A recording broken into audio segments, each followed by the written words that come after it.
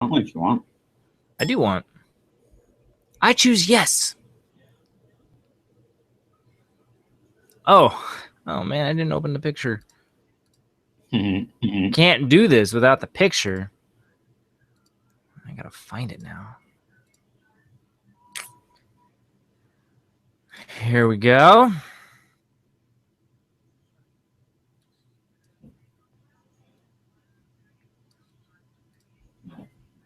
The picture.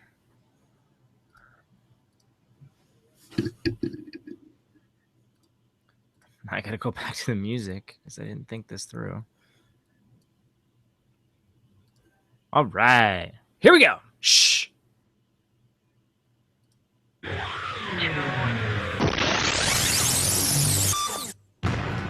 You are listening to the Furlo Bros Tech Podcast, episode 213.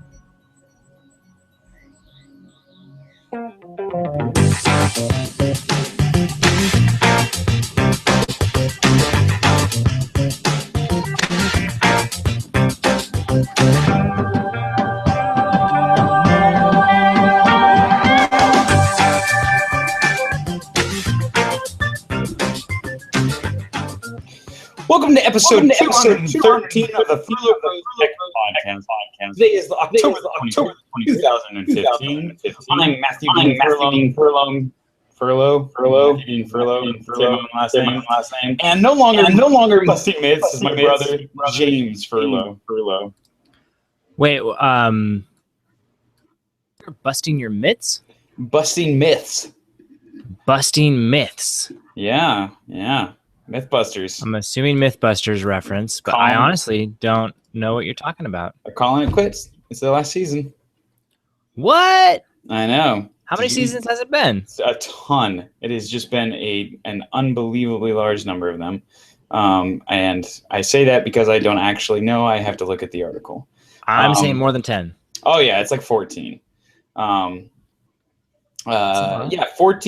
Mythbusters will go off the air at the end of the 14th season in 2016. Dang.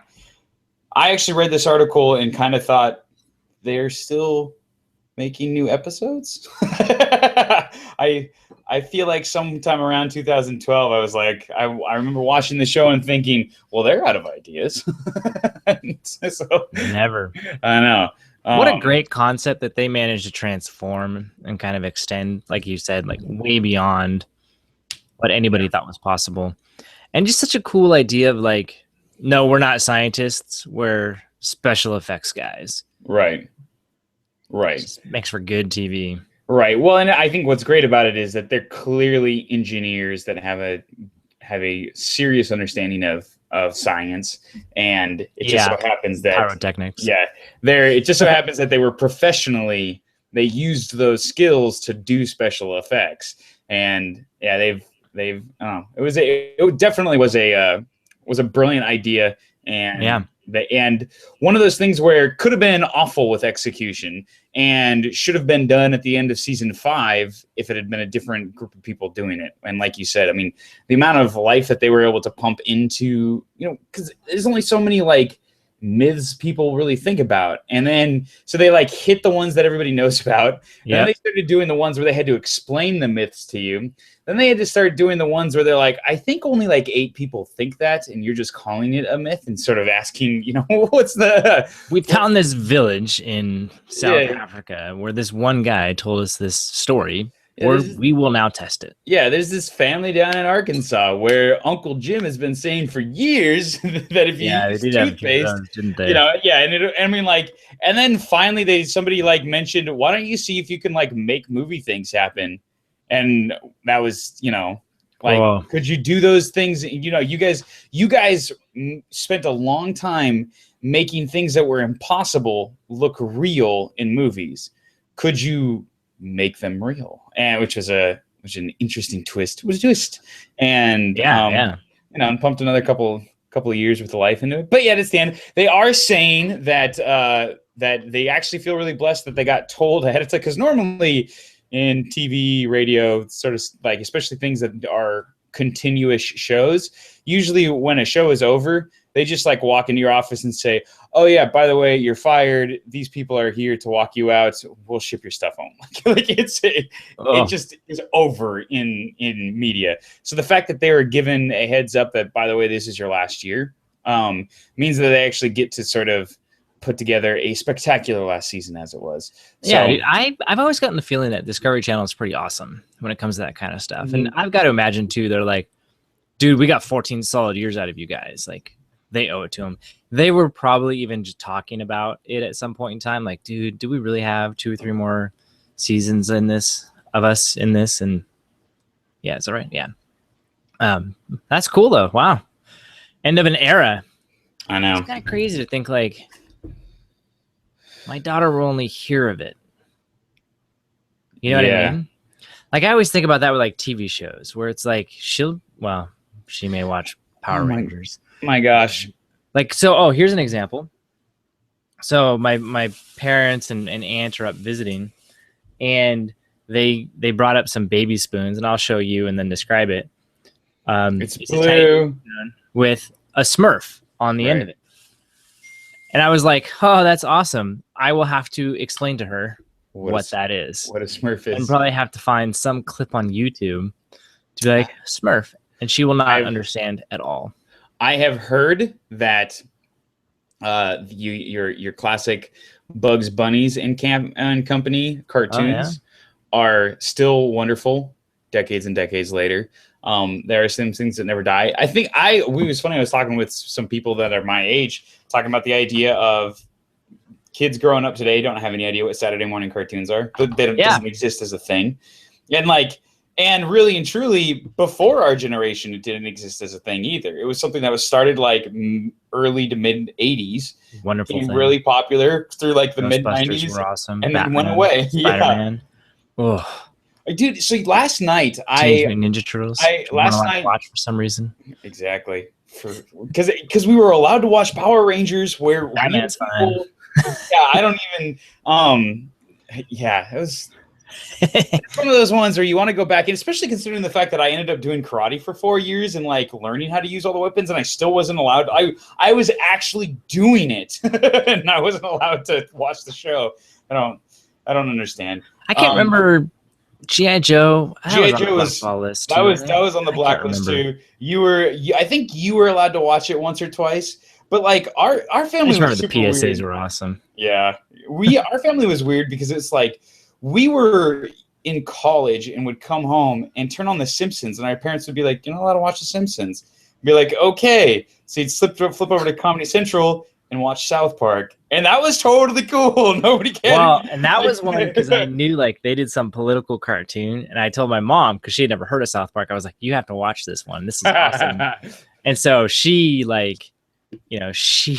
she bought into it because of the political nature of it, which was hilarious.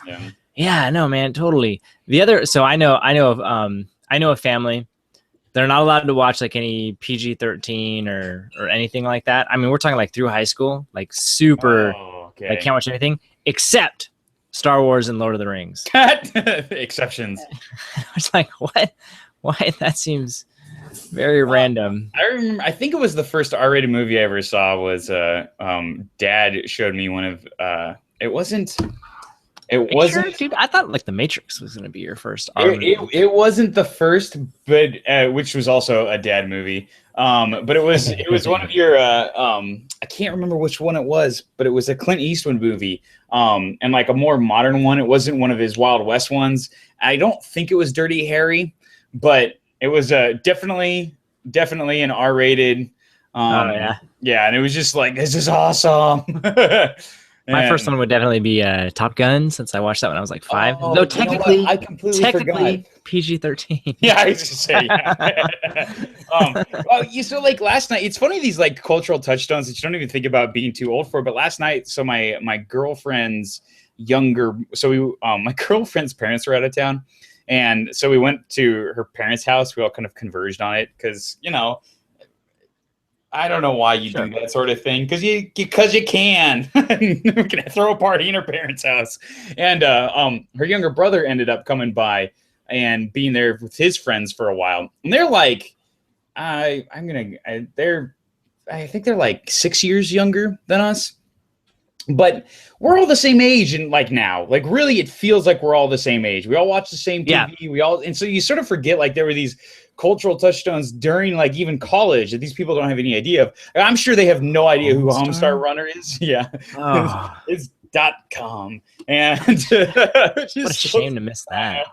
And but the one that, but last night we were talking about different movies, and they started joking about Christopher Walken at some point, like, oh yeah, Christopher Walken with his accent, that's so like he's so wacky. Just came up in conversation. I was like, oh yeah, I'm like, have you guys ever seen you guys remember Weapon of Choice by Fatboy Slim? And they're like, what is that?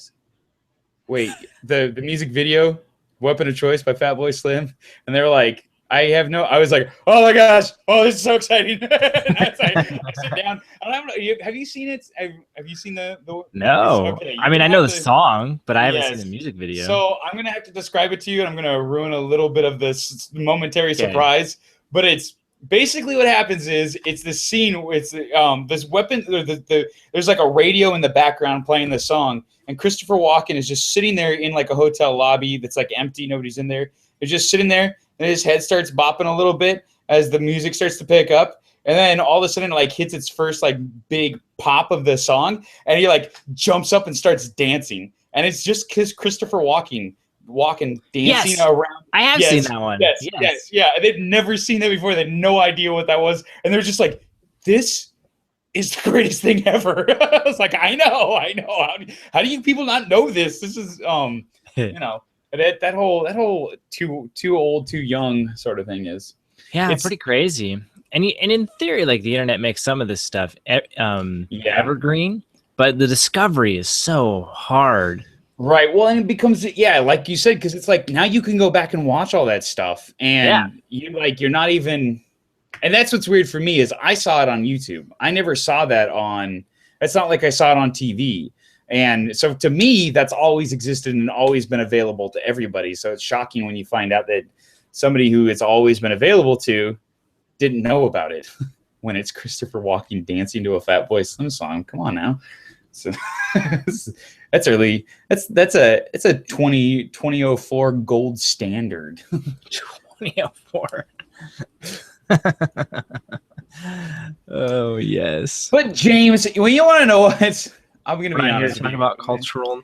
We are not here to talk about cultural media and things, TV shows and stuff like that people are engaged in. This week, like every week, we will be talking about technology, the continuing This week we will. Geez, okay. Give me a second. I can do this. You got it, man. You got it. Focus. This week, like every week, we'll be talking about technology and the continuing corporate opera. And by that, we mean the soap opera of corporations' dealings back and forth, the people working for them, Star Wars, their marketing campaigns, and the technology they're developing, and probably a little bit of Back to the Future as well. But before we get into the heart of the show, James has got a short disclosure he wants to throw your way. I work for HP for one more week. Woohoo! That's it. It's over. The long national nightmare is over. For one more week. That is it. I'm super excited. So let me see. Let me double check the calendar. Does that mean that in one week you can finally be honest about your opinion on all this stuff? So by the time we do the show next week, I will officially be working for HPI. Okay, I'm hoping that you're just like ready to rock and roll. Finally admit printers are dead. Nobody prints anymore. It's an over battle. Is that what we're going to talk about? Not Hewlett Packard printers. Those are definitely. All right. So fair enough. Hand that feeds. I get it. I wouldn't buy one of those. Now HPI. Let me tell you. Yeah. There goes. Those guys are. Whew. 2 acronyms. Lame. Let me tell you about 3 acronyms. 3-letter acronyms. Yes. Yeah. I also must disclose that I am an owner of Twitter and Etsy. Nice. The CEO of Twitter is giving away all of his stock because he doesn't believe in it anymore. No. That's how I took it. That's crazy. You know, jump off the ship, James. It's over. You know what? With their price, I might. Yeah, Actually, yeah, I think it's doing worse percentage-wise than Twitter. So things are starting to come back together for my disappointing crop of stocks. I've got a couple of. The problem now is that a couple of them have like fully rebounded and are doing well, but I still have a few real disappointers. And I'm looking at you, Skull Candy. Kind of went in big on you guys, and you're not helping me out. I was at an Apple store today, and I tried on some Beat headphones. Oh, well, thanks. Nice. Thanks for that. I appreciate it. I only own I own the ones that come with my phone. So putting those on over the year, I was like, hey, this is amazing. But I literally know no better. Did I get a pair of those? You must have. Did I? I don't even know where they would have gone. Man, they may still be in the box. They're probably still in the box. So I was helping our madre, our mom, buy a new iPhone today. Yeah. Yep. You were just like, he's found the box. He's got it. I said, I look behind me. Fix his hair. All right, man. Let's see if you got your earphones. So I was helping my mom buy a new iPhone today at the Apple store. There you go. Boom. They're still in the box. No wonder. She got the iPhone 6S. It's the 128 gigabytes. Good. Or gigabytes, however you want to pronounce that. 1.2 gigabytes. Yeah. Gigabytes. And then rose-colored gold. Ooh. Rose gold. Couldn't go all the way big. Had to stick with the small phone, I guess. You know, she's got small hands apparently. Yeah, but arthritis, whatever. Okay, I gave her the pass. Now you're making me feel bad. 3D touch, pretty cool. Harry Potter photos, even cooler. Yeah, those are pretty fun. It's kind of weird when you take the picture, though. It'd be nice if they had some sort of indicator. What do you mean? Like, hey, we're doing it right now. As opposed to, like, you tap the button, you're like, is it done yet? I don't know. Well, I think one of the reasons why it does that, they've chosen to do it that way, is because they can later on mess around with it. And I know one of the things that the latest update that just came out was specifically that it now detects when the phone is being lowered and automatically cuts the photo at that point. So if you if you hold it for a long time, the length of the photo is actually longer. Instead of getting like most of my photos, my live photos end with a shot of you drop my lap. Yeah. Yeah.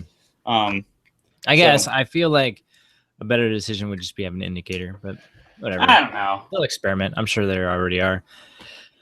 Yeah. I played with the new MacBook, super thin. It's kind of awesome. I don't have the iPad Pro yet, so I don't know if that's awesome, but it probably is. Given our predilections. Yeah. Yeah. Speaking. Oh, wait. If you want to follow us throughout the week, we're all up on the social internet. There's all sorts of things that we do. At Matthew D. Furlo is my Twitter. Next Wigan 4 is my Instagram, where I take pictures. I am James Furlo at Twitter.com, Instagram, elsewhere. JamesFurlo.net. It's .com. There too. And then .com. I can't remember. Probably. If you want to know more about the show, FurloBros.com is a great place to go. We are going to link to all sorts of videos and articles and stuff this week. Everything that we talk about, we put there in the episode named after this episode. We also put links to nice. We also put links to the video and the podcast and all of that jazz. Also, if you are interested in any special episodes that don't happen over the weekend are there. So interviews with stars from Kickstarter or up and coming shopping startups, anything like that, which yes, we will be interviewing a really cool company later this week, and we're posting that video at some point. And you can check those things out and go and see what's and at the bottom of the post you have an opportunity to give us your name and email, and you can get these shows plus the artwork and everything directly to your inbox. I get it. It's awesome. I'll put it together, so it's a little redundant, but I like seeing it. Makes me feel good. Yeah. So speaking of going to the Apple Store and checking out the things that are going on there, guess what happened 14 years ago this week? 14 years ago. Let's see here. That would make me.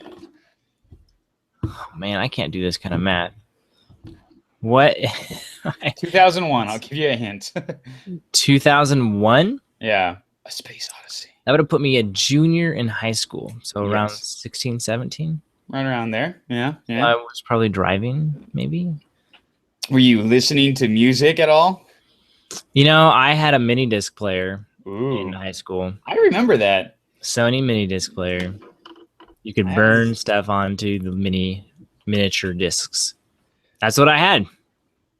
And when I graduated high school, I asked for an iPod. Nice. That makes sense because in 2001, 14 years ago this week, Stephen P. Jobs announced the iPod.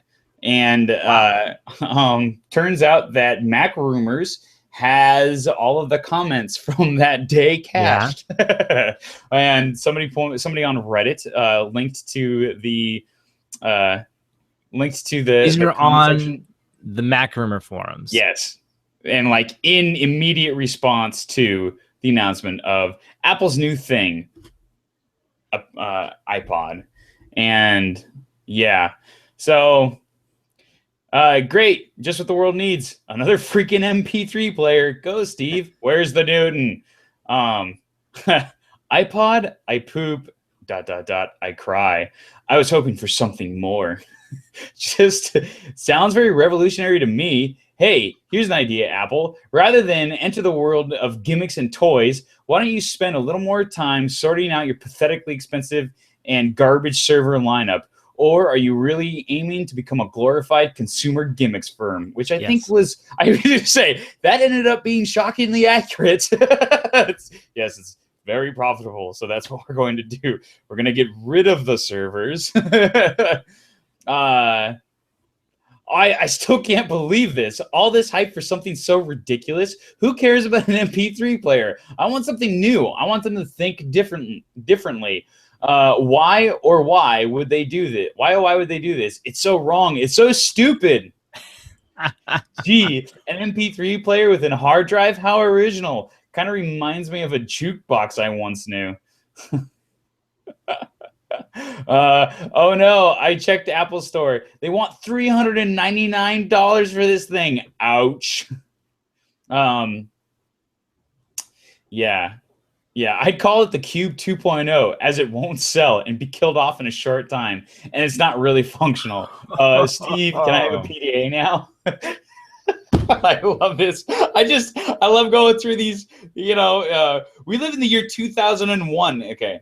You're all a bunch of loony whiners. We live in the year 2001, not 6,000 years from now when ridiculous, awesome technology will exist. No other MP3 player has a hard drive like this. 5 gigs. Heck yeah. A Rio of the same size offers 64 megs. Get over your moping. This is revolutionary. Plus, it's just the beginning. The device literally bests anything on the market by about 100 times. Yeah, I like this guy. I know, right? Yeah, it's we can. The reason why everyone's disappointed is because we had our hopes up with this incredible device that would do everything you could possibly use the word digital in, and most of the things you can't. The truth is that this is really revolutionary. 5 gigs. Why do you see 5 gigs, or where do you see 5 gigs in an MP3 player? If Apple had gone with something completely, utterly new, it would probably go down in the hole of the Cube, and the Newton went down. They were ahead of their times. They suffered because of it. Apple can't have another disaster like the Cube. So they decided to just be a bit ahead of the game. As long as Apple markets it effectively, I think it's going to do really well, which seems like an understatement of the century. The product looks great. Give it a chance, guys. And then the first page ends with, I really wanted to like it, really, but do the math. 20 gigabyte hard drive, $199 from APS Tech. MP3 player, $50 from Best Buy. Save $150 plus, get an extra 15 gigs of storage. That makes no sense. I know. I I'm gonna say it's just nice to know that 14 years later, we all get revved up into the same stupid conversations. And there was one I've seen them too, where like they copy an article from it, and it's like, here's an article about the latest, whatever launch, and then you get to the end, you go, just kidding, this article is actually from 6 years ago. Yeah. Whoa. Yeah. I would have never have guessed. I mean, it's like, yeah. Wow. The only thing that this is missing from modern day is instead of calling Steve Jobs an idiot, you'd say Steve Jobs would have never done this. Right? I mean, that's, I don't know. That is the difference. Which is funny. I mean, and I love this too because I was 14 years younger. So I was a freshman in high school when the iPod came out. I was not paying attention to, I didn't even know how to use the internet really by that. I did, but not really. I didn't know what Mac Rumors was. I was completely unaware of all of this stuff. So looking back and actually reading the comments, the embarrassing comments from 14 years ago, I'm like, so awesome. What? I gotta say, at least, some things never change. Yeah. So believe it or not, though, something has actually changed for Apple. And it seems to be the new trend going around. And this guy, let's see, for Tech Opinions, Jan Dawson, apparently, he made up a word. What are you doing? I'm playing some drums? Sorry. I didn't know you could hear that. Jan Dawson made up this word called the monthlification of Apple. Oh, that's better than monthlification, which is what I kind of read it as. But you're right. There definitely is an L in the word. Yeah. And I think you could make the argument that this is also happening with Microsoft as well. Well, and Google. We'll talk about that later. Yeah. And to a lesser extent. But it really, you kind of get this sense it's the new hot thing, right? It's like subscriptions. Turns out ridiculously easy to forecast, right? HP's doing it with printers. Subscribe to Ink. Right. So, surprise, surprise. Like I said, it's the new hot thing. And so they're all doing this. And so the question is, the rationale behind it is pretty straightforward, right? You have a choice. You can either buy, like with my mom, right? She can buy an $850 iPhone today, or for $40 a month, she can have it and then return it and get a new one in a year, plus Apple Care, right? So that $850, it's not even with Apple Care, so it's really, whatever, it's like $980, right? It's like, might as well call it $1,000. And so, but for $40, right, she gets it. And okay, cool, there's that. And then maybe you get iTunes Match for $25. What is that per year? That's a year, but then Apple Music. Yeah, which is right. And then if you want your device backed up, that's another $1 a month. And so they're, the point is, if you're actually like fully invested in the Apple universe here, before you know it, like you could be spending $80 to $100 a month on Apple Gear, which technically is what you have always been spending. Right. It just suddenly becomes very explicit month in and month out. So instead of the pain of the purchase once a year, you now kind of get a little bit of pain every single month. I definitely see that I'm getting a lot more Apple bills in my email. It's like, what? Oh, because I decided to jump on the iCloud drive as opposed to Dropbox for reasons that I have. Question: can you share files with other people? I don't know. I'm sure I can. Oh, that's a great question, James. It's a great question. Because I want to switch, but that's kind of a feature I really like. Yeah, I gotta believe you can, because they've got like iCloud in the internet, so it's not, you can, you'd think. I don't know. You have to investigate. Let me know. Okay. It wasn't obvious reading through help forums. Okay. Let's see here. So, anyways, well, that's for later. We're not doing that. You're right. But are they taking on some risk here? Where, yeah, it's kind of nice up front, but could it turn into like a car payment where 5 years down the line, you're like, what am I paying for right now? You know what I mean? Yeah, you know what I think is the problem. Honestly, I think it's a good strategy, and I think is it really? Let's be real. This is something that Netflix pioneered. The idea that there is a payment that can be done monthly, that people are the theory goes is that movies were effectively free online, right? Because you'd have to BitTorrent everything in order for that to work. And Netflix said, if we can make it convenient and safe, people are willing to pay for it, but they're not willing to pay much. And so people would, and that's exactly what they did. They made it convenient, free, high quality. And then they said, we'll charge you $7.99 a month, or we'll get right underneath that $10 a month price point, right? And phones, the whole phone thing took off because you could sell $800 phones, and you could, but you'd finance it through the cell phone companies. And like you said, car payments, thing is easy, right? Most people, they buy a new car, the bank buys a new car for them. They pay off the bank until they finally outright own it. Then when those payments go away, it's time to go back to the dealership, sell the car, and get the bank to buy you a new car that you can start paying them for. But that's the system that we've got set up, and people are willing to do it. They extend themselves further. And like you say, it's great for, the bean counters, because you don't worry about a bad product cycle. You don't worry about somebody saying, oh, this product just completely dipped. And because if Apple has a bad year with the iPhone, let's say next year there's a real struggle and they only sell 3/4 of as many phones as they did this year. Well, that would be really bad news for their stock, and it'd be terrible. And they would take them a full year before they'd be able to launch another phone to try to make up for that lost speed. And that's 1/4 of the revenue from the iPhone. It would just be gone for that year. And there'd be no saving it because it takes a year to come out with a new phone. But with the monthlification stuff, especially like the online things, if you have a bad step, people cancel the service, you improve it, people come back to the service. And so there's just more, it's more flexible when you do it this way, I think, for a lot of these services. And it helps them kind of balance their finances and have their finances respond quicker to what they're actually putting out. So I can see why you would do it from a company perspective. It makes it easier for people to buy into, but I am totally already feeling the thing of the only reason why I'm not going to do, well, okay, I don't want to get too much into it, but I already feel the whole, all right, I'm paying for too much stuff. This is getting ridiculous. Right. It's because it's not just Apple. If it were just Apple and you were paying $80 to Apple a month, well, okay, whatever. I'm paying $80 to Apple a month. I'll survive.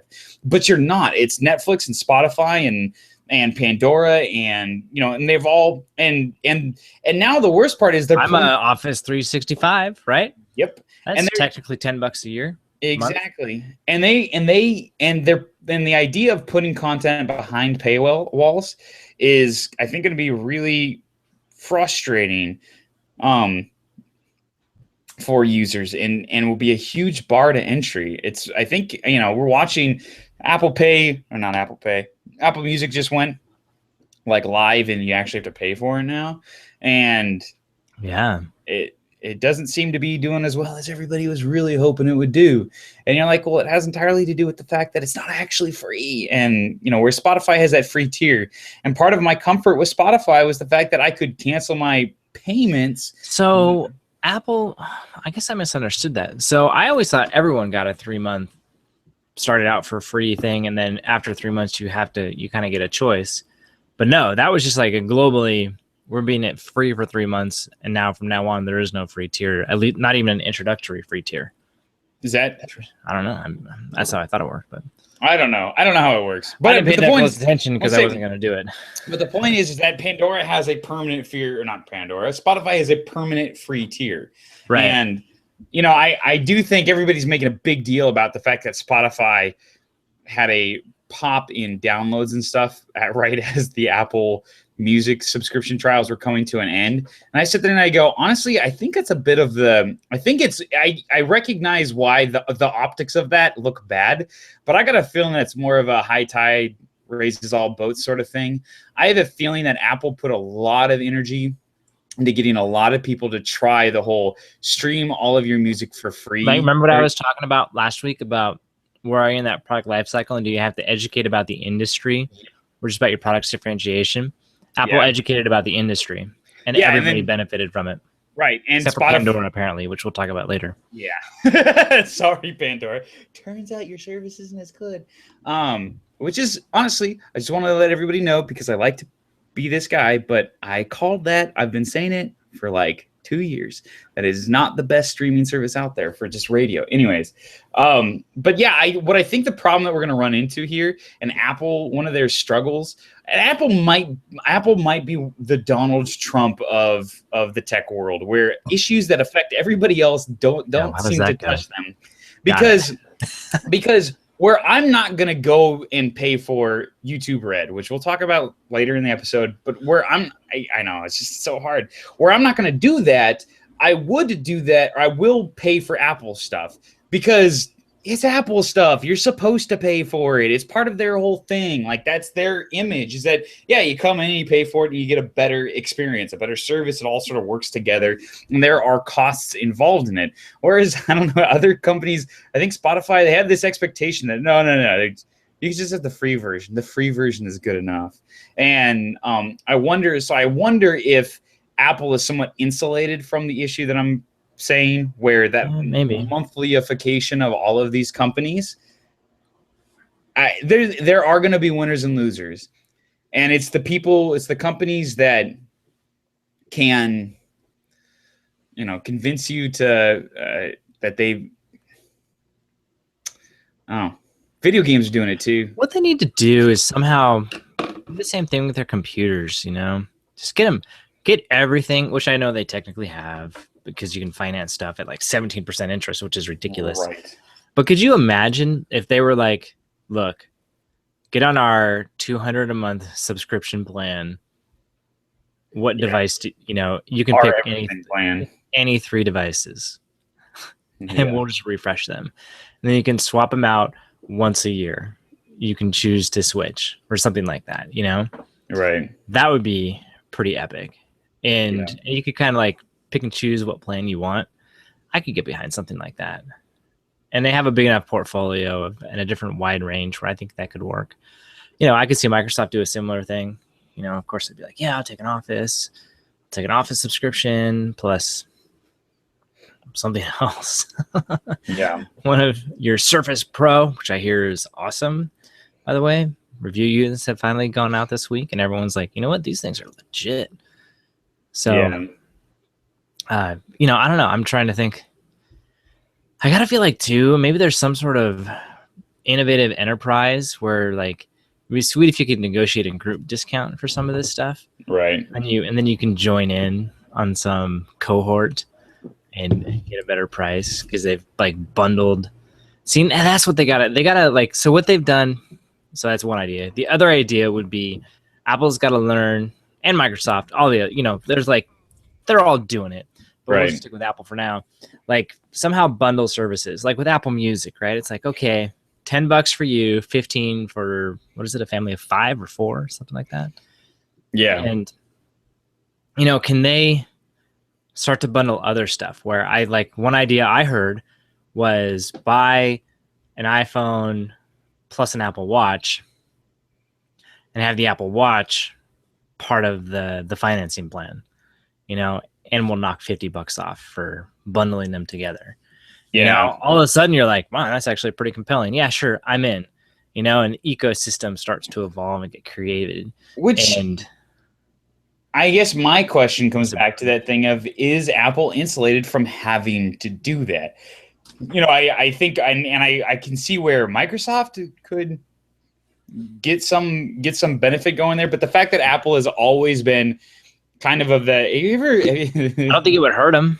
Have you ever tried to go and buy like a really, really expensive car, or known somebody who's tried to buy a really expensive car, and they've walked into the dealership and they've gone through the whole thing, and I try not to be friends with those people. Just okay. And then they talk to and then they get to the end of the conversation. They get to the end of the conversation, and the they go like, so, what can we do about this price? I'd like to maybe, knock some of it down. And the salesperson goes, oh, I'm sorry. I didn't realize you weren't going to be able to afford this car. Oh, I'm sorry for wasting your time. And just have the person go, whoa, wait a second. Yeah. And just like, what are you saying? And they're That's like, well, awesome. Yeah, exactly. And, that's bold. But, and the idea, the attitude being that, look, our product is worth this much. So we're not going to discount it for you. Sorry. It's not worth less. This is what it's worth. So you can either afford it or you can't. And market share would be great, but we don't need market share. Well, I just know they do the whole back to the school bundling and discounting stuff. So they're not above it for specific demographics, but I want it for my demographic, I guess. Right. I know. Right? It's nice when my wife was a teacher. Oh man. Yeah, interesting. Okay. Yeah, this will be an interesting one to watch. It's definitely the new awesome. It's part of the whole asset light mentality. Subscribe to everything. Yeah, it's interesting. We're getting big into it. But it's just, these numbers are starting to add up. And I think people are going to start looking at their monthly bills just like they do their cable bill. And eventually it's going to get stale. That's just the way it's going to work. And maybe it's going to go down no matter what, whether it's subscription or not subscription. But I don't know. There seems to be some sort of potential risk of people saying, okay, how do we cut the fat here and get rid of stuff? Right. We'll see. We'll see. It was a big conversation than I thought it would be. Speaking of cutting the fat. Yes. My former company, HP, is cutting some fat. And finally. Last week, we were talking about AWS and how it's taking over the world and other companies are having trouble competing because Dell bought EMC. Sound familiar? Yep. Yes. Well, HP is getting rid of their, I think they call it, looks like Helion to me, but it's probably Helion. It's probably the right way to pronounce it. Their public cloud, their AWS killer. Helion. Is they're shutting it down. They're shutting it down. Oh, good thing we didn't host our podcast on that, huh? Man. Yeah. So I was even thinking about it at one time because I was like, oh, Team HP. Nope. Forget that. That's yeah. Why are they doing that? Are they saying? Well, because nobody uses it. Because it's a disappointing failure. Yeah, essentially. And I mean, it's just obvious that Amazon is winning. And so, why be, what is his name? Sisyphus? Sisyphus? The guy who pushes the rock up the hill but doesn't. Oh, yeah. Why be that guy when there's another hill next door that's not as steep and you stand a chance at it? So they're going to go after what they call the hybrid infrastructure. Which they have been doing. But essentially, there are companies where some of the stuff they want public, like on AWS, and some of the stuff they generally do want private that they own and fully control. And so HP has been doing some work there. Think EMC, who's now with Dell, essentially. And so HP is going to focus on that. And so that's what they're doing. They're going to just forget about the public cloud, say, you know what, we can't do this. And they're going to get after it. And so kind of focus up a little bit, which I guess is good. Yeah, nice. Yeah. One of those where now you'll never hear about it anymore in the news because it's not public stuff. It's all, they're just talking to IT managers now for big companies saying, hey, can we run part of your cloud for you? Help you out. Yeah. Interesting. Well, let's see how it goes. Yeah. Pretty crazy. Sorry, HP. Yeah, it's all right. It's a bummer. One of those where it's like, get it out of the way before you split. Yeah. Got right under the... I feel like that was really, really just timed for, everything else is going crazy. So let's just kind of go for it. See if we can't slide this one under the mat while we're going for it. Yeah, nobody will even notice. Totally. So, some stuff happened this week. So here's a story for you. Okay. On Monday, because I'm awesome, I was cleaning out a wall heater at one of our tenants' residences, and turns out that the husband's a little bit of a nerd / geek, I guess. Yes. And so I think the working. word I used was dork. Yeah, it could be. So I'm working, cleaning stuff off, and all of a sudden he goes, "Oh my gosh, it's up!" I'm like, okay. He rushes really quickly to hook up his laptop to the television so that he could watch a certain trailer that had just launched.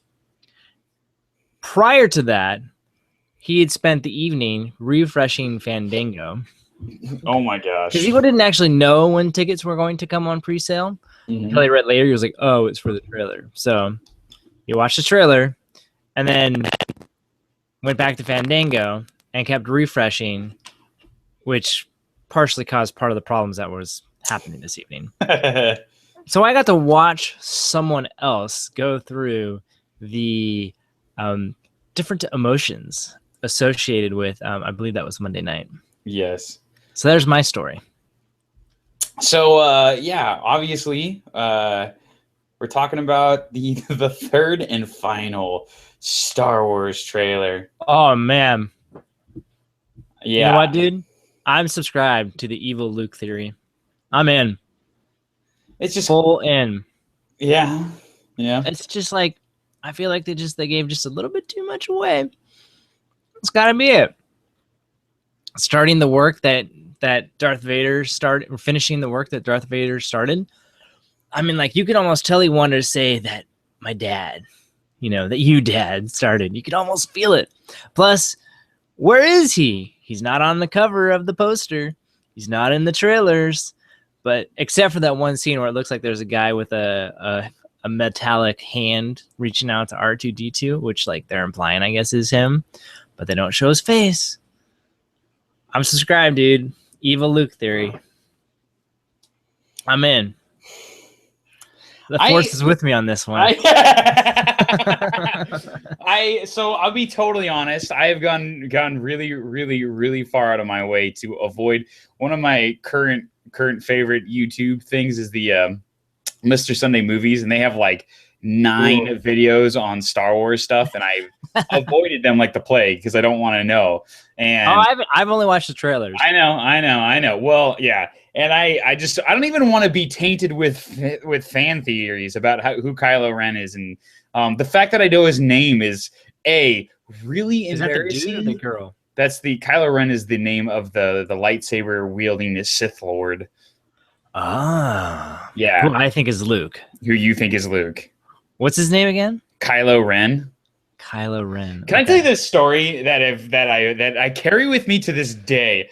I was sitting and I'm so pumped right now. Go ahead. We were playing. It was a football practice during high school, and at the time I was the starting center. And our coach Catalico was going through all of the different plays that we had to do. It's basically like showing the younger kids going through each of the plays, showing them off.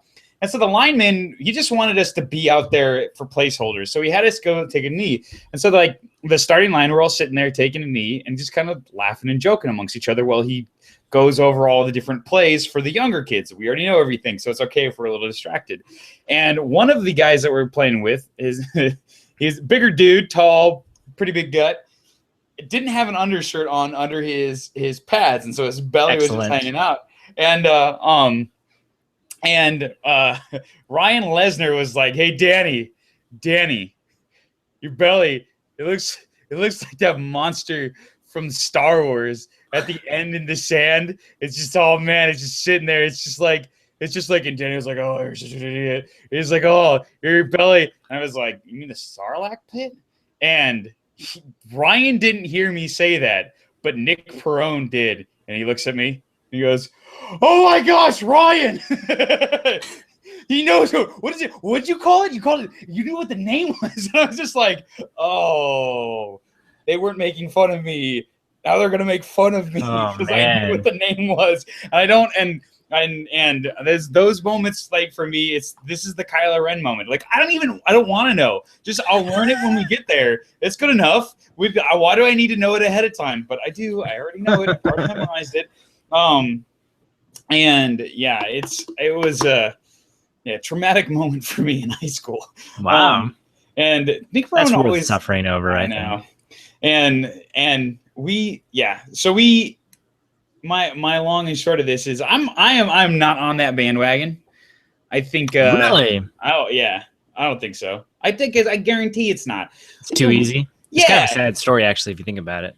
It's really depressing, and I know that in the entire first 6 movies, if you really think about it, that's pretty depressing too. Yeah. Well, yeah. They kill all the Jedi. What's good about that? So Mr. Sunday Movie does a kill count for they do kill count for different, like, various heroes and anti-heroes in movies. Like, they do one for Batman and Superman, who aren't supposed to kill anybody, but they clearly do. And they go through all the times that they killed somebody. Well, they do one for Darth Vader, and it starts with like the various number of peoples that he is being shown killing in different movies, including the Emperor at the end of 3, and then all of a sudden and they're showing, like, Darth Vader watch the film of himself, like as he's, like, killing, and they're doing the kill count, and then they get to the end of episode 6, and Darth goes, kind of makes a noise, and all of a sudden it cuts to young Anakin. Oh no. And they did the kill count for Anakin, and they get to the scene where he kills all the kid Jedi. You're just like, this is horrifying. And the best part about it was, like, Vader killed like 8 people. Yeah. And Anakin killed dozens and dozens and dozens on screen, just slaughtered. And they didn't even count a lot of, like, the various, like, aliens that he was shooting. It was brutal. It was a brutal little video, just how much of a murderer he was. But exactly. Wow. It's a depressing story when you get right down to it. But no. So I think to me, I sit there and go, that's clearly It's all true. That's all I know. I know. The stories are all true. Right. So to me, I'm just gonna throw this out there. The whole hand on R2 thing, that's Luke. It's just Luke. Duh. I don't know what the big. Everybody's, like, so tripping out, and they're like, And one of the things. How could that not be Luke? Right. And what other option is there? I love J.J. Abrams trailers. J.J. Abrams is one of the best trailer cutters out there. Even when he makes bad movies, his trailers are so good, it almost seems worth it. They are works of art. And he is undeniably, he did a TED Talk, and I really loved it because it explains so much about what he is and what he does. And he describes this idea that he's got a shelf in his office, and on the shelf is one of these mystery boxes where you'd go to, like, the carnival and you'd buy this mystery box for like $5, and it'd have a prize inside of it. And sometimes it was worth less than $5. Sometimes it was worth more than $5. But, right. And the idea was that, you just get this random prize and it'd be worth a certain amount. And what he said was that, to him, what was so exciting about it was the possibility of what it could be. He said, and he was almost always disappointed when it was actually open. So this box he's had for decades sitting on his shelf, and he's never opened it. It's just sort of this testament to the mystery of what's inside. He loves the question so much more than the answer, which explains why Lost was so terrible when it was trying to find an answer. Because he was really good at coming up with questions, and it has been a struggle for him to find a way to come up with really intriguing questions and satisfying answers that can be revealed later. And I think this is a really, really, really clever way. And I had to do that, where they're asking an interesting. He's not asking the question, what happened to Luke? He's just not showing Luke or Luke's face, Yeah. And it could be, there could be a million different reasons why they're doing that. When you actually get to the movie, it will be obvious from a physical perspective what they did to make it so that they couldn't show Luke's face. But I get the feeling that it's just because he's old. Yeah, well, I get the feeling that they're just going to go with he's a hermit. He's he's Obi-Wan. Yeah, he's Obi-Wan. He's Yoda, and you know, and I'll bet he's barely in the first movie at all, which is the reason why they don't put his face on the poster at all. You know. Okay. I think Han is going to be he's evil. Or he's evil. That's possible. I will say I felt like an addict on Monday night, because it's like I've been so like decidedly trying to be over the influence of Star Wars for the last couple of years, and I've talked about it on the show a lot. And like every once in a while, I'll think about the old times and be like, the old times are so great, and I won't be burned by this new stuff. And like I've been decided to not like, I'm above the influence of it now. And the first moment that I had an opportunity to actually stand up and prove that I have changed, that I am not like, that I am strong enough to overcome, and I don't have to be controlled by this substance called the Force. Yes, I just completely collapsed. And like I went to Fandango to see if the tickets were like available or not, and just to see. And Fandango was down, which got me really stoked and just like, because like I just that tech part of me thinks that's hilarious, that like, or amazing and just kind of cool to be able to witness how busy something is. On AWS. Exactly. And I was just, so for me, and like at first the servers were just lagging, and then the servers just went completely down. You're getting a 404 cannot find pages. I mean, it was like, this is crazy. They're getting crushed right now. There's so much enthusiasm, and all of a sudden I was like, if we wanted to go opening night IMAX, which is, let's be real, the only way to do it, we probably don't have much time to make this decision. You gotta do this now. And then finally, like I went to the app because the app was working, and I looked at one of the movie theaters and it was already sold out, and I was like, oh my gosh, this is already sold out. I was just like, okay, I'm buying 6 tickets, and just bought 6 tickets. I didn't know who was going to go with me. They're all already plucked. They've already been claimed. But I mean, like, sister's got one of them. She told me. Yeah, and I'm just sitting there going, I don't even know like what happened. I went from like, no, I'm above this. I don't have to see it opening weekend. I could see it. I don't have to see it opening night. Definitely. I should see it before the show. There's plenty of movies that I go out of my way so we can talk about it on the show. But I definitely don't need to go open. I'm going opening night. I'm buying $6 or 6 tickets. It was $110 worth of tickets. Just because. Totally worth it. Not even sure. I looked at my bank account to make sure. Mind trick pulled on you. That's what happened. I know. That's what J.J. Abrams' true gift is. I will say that trailer though, that man knows how to cut a trailer, and they just the use of music too, just blending from like one theme song to the next. I love it.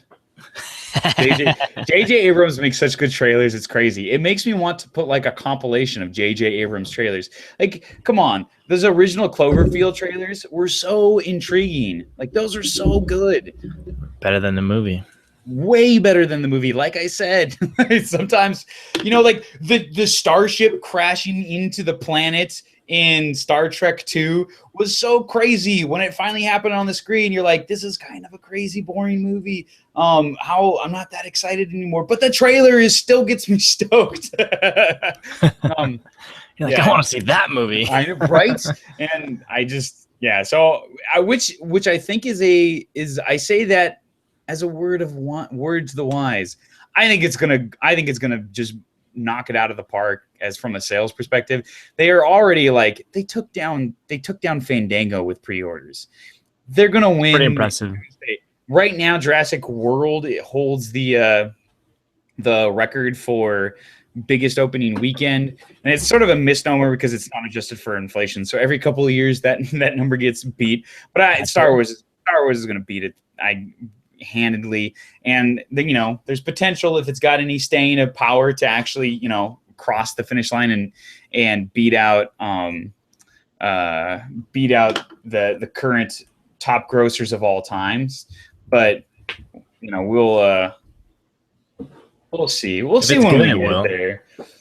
Yeah, exactly. If it's good, it will. And if it's bad, it'll have an awesome first weekend and then just be done. Yeah, it'll be pretty amazing. But just for the record, in order to beat Star Wars, the original Star Wars, which holds number 2 in the all-time adjusted for inflation domestic gross, Star Wars Episode 7 would have to gross $1.485 billion domestically.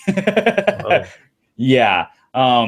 Just to beat I think number number 1, it'd have to do 753 million to beat Star Wars Episode 1, which is amazing.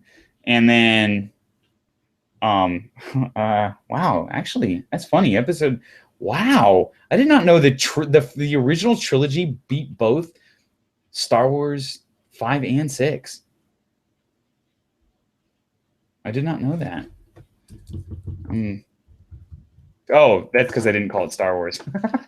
Yeah, so The Empire Strikes Back made 818 million domestically adjusted for inflation, and Return of the Jedi made 784. So, you know, we'll see how it does. That's a lot of money, especially considering the fact that if you just go for domestic, Avatar had made 760 million unadjusted for inflation.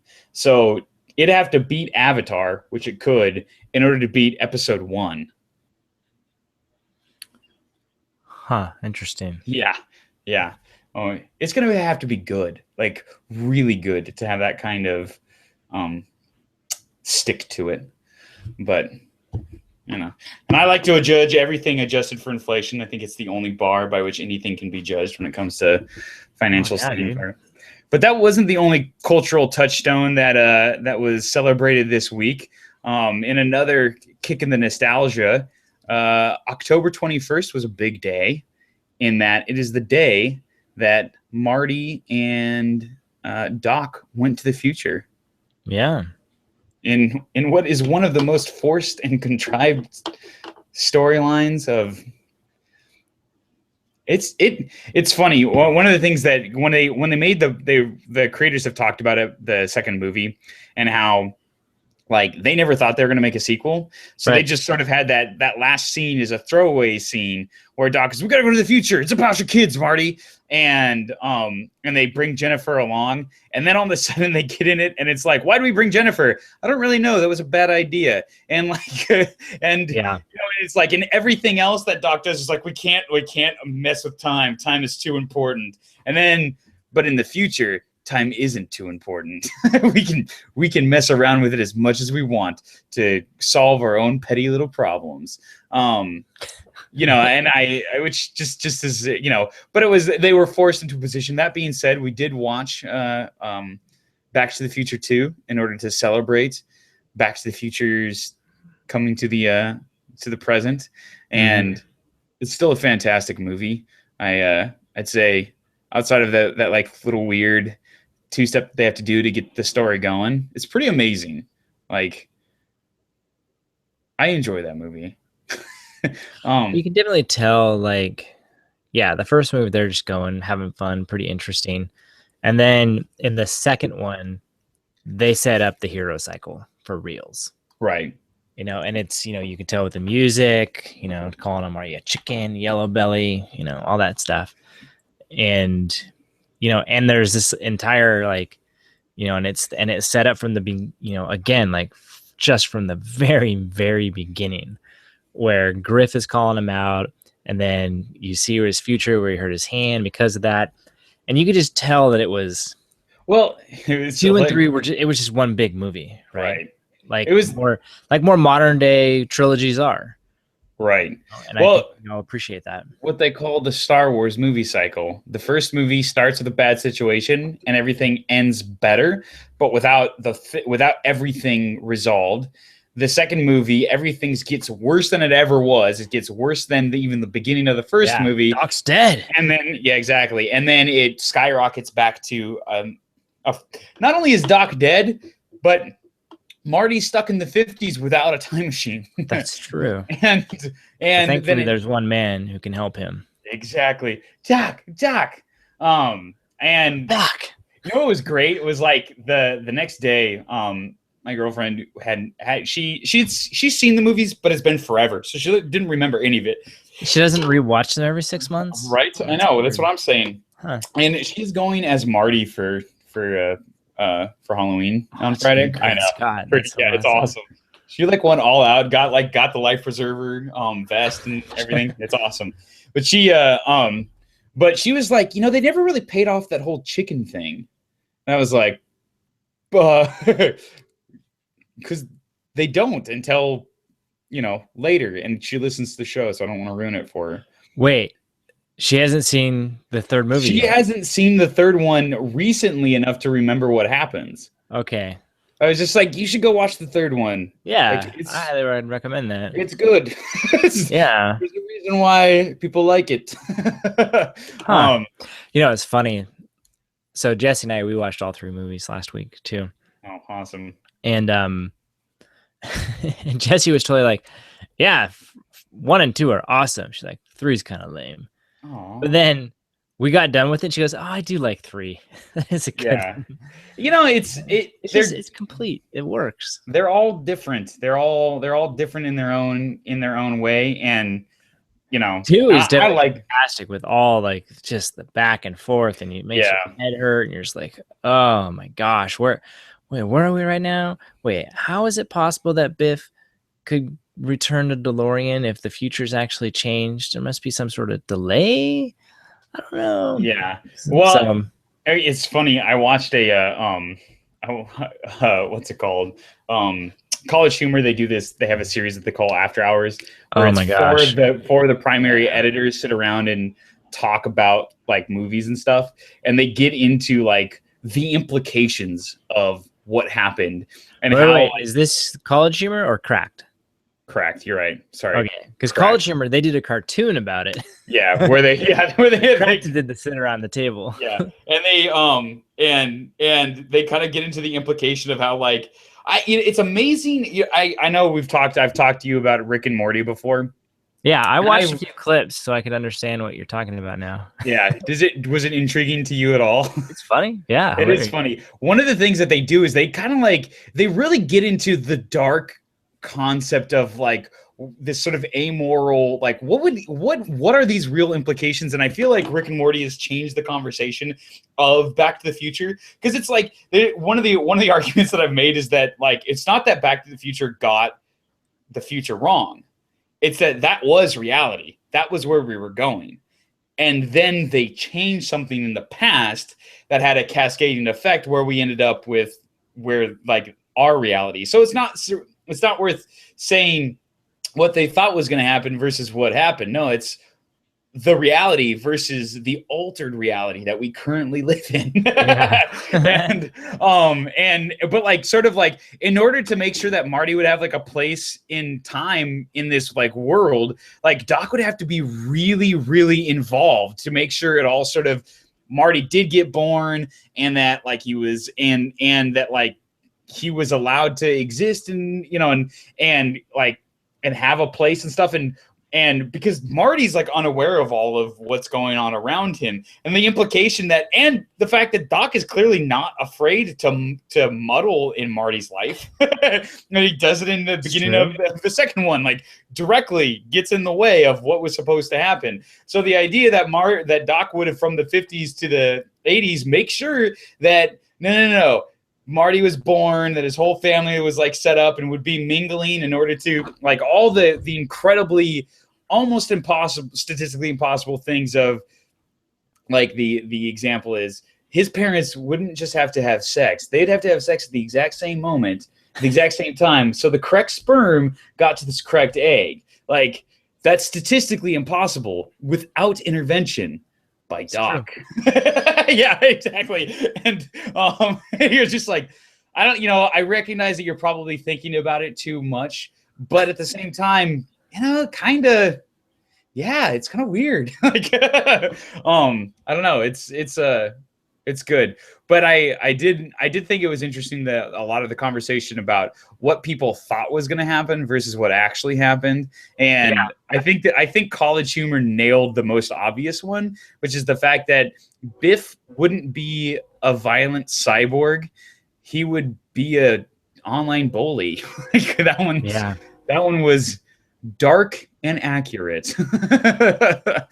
I don't know. The whole hoverboard thing, clearly that was pretty cool. Like, it's kind of a bummer that hoverboards aren't a reality, but I'm not sure it's really hard to make things fight gravity. That is very difficult from a physics perspective. There's an inherent energy cost. It's not that is inescapable, because if you can't escape it, you can make infinite, like, perpetual motion machines. It's just like, it's a second law of thermodynamics thing. It's not going to happen. So stop hoping. But I know. But the other thing I thought was interesting was that the creators sit there and they said that one of the big things that they felt they really missed were the whole cell phone, iPad things. Just totally. Nobody saw the pocket computer being a thing. But video conferencing, they nailed that one. Fax machines, nailed that one. And home automation is clearly, like, that one's, I don't think it's as big as they thought it was going to be, but man, I really wish we had a hydrator. That'd be so sweet. I know. That is a really awful looking pizza, by the way. Like, I almost suggested we should go get some Pizza Hut and have, like, pepperoni and onion. Like, I wonder how many of those pizzas, like, half pepperoni, half green pepper, they sold on the 21st. Oh, but then I hope it's a lot. I know. The hydrator's a funny idea. Hydrate level 7. Oh, I love it. Yeah, clearly the fax machine did not pan out. I think we're all thankful for that. We all got notifications on our phones instead. You want to know why? Because nobody prints anymore. I'm sorry. I couldn't.